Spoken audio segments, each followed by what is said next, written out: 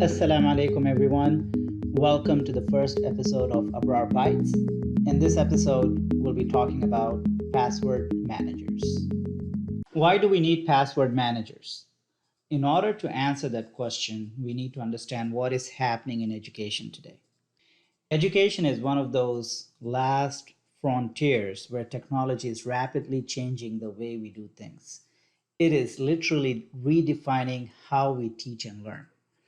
But it is still in its formative years, and at the same time, it is rapidly evolving. What that means is that there is no one comprehensive app or software that caters to all the needs of teachers and students. So, teachers have to leverage the functionality of many different apps, software, and websites in order to fulfill their daily duties. And most of these require a creation of an account in order to access the full list of features on them. So teachers who are tech savvy can easily end up using hundreds of applications, with most of them requiring an account and consequently the creation of passwords. So are we going to use the same password for all those apps and websites? Some of us do, and quickly learn that our login information has been compromised because eventually we will come across a website or an app that is masquerading as an education website or a learning app, but the real intent behind it is to capture security data from our computers. The best way to secure our login information is to use a unique password for each app and website that we use. Not only should that password be unique, but it should be difficult for anyone to guess or remember. But then the challenge is, how do we remember them all? How can we keep track of all those passwords? I don't know if you're old enough to remember the days when it was common to find people who have memorized tons of phone numbers. These were the days of white pages and yellow pages. And then in came the smartphone and changed the way we started calling each other. It was no longer necessary to memorize those phone numbers because they were literally at the tip of our fingers on our smartphones.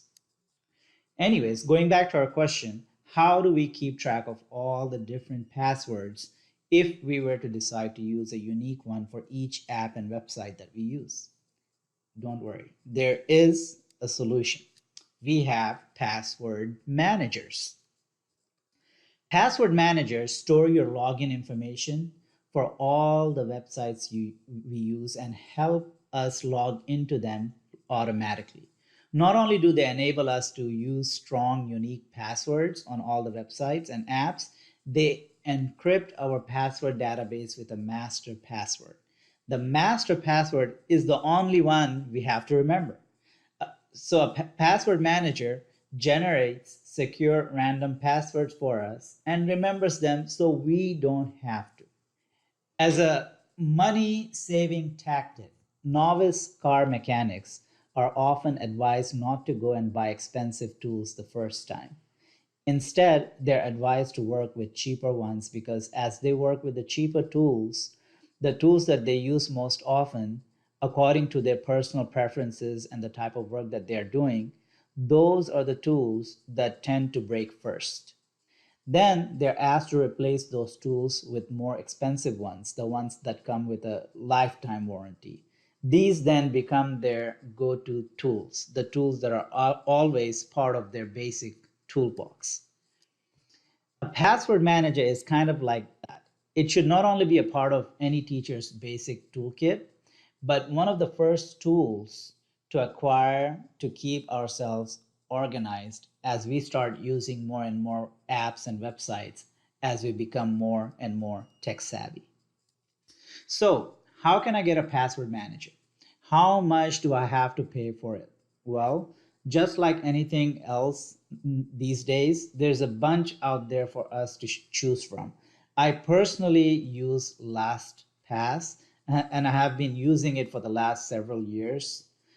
If you've never used a password manager, then I suggest that you start off with a free version of one of the password managers just to get your feet wet.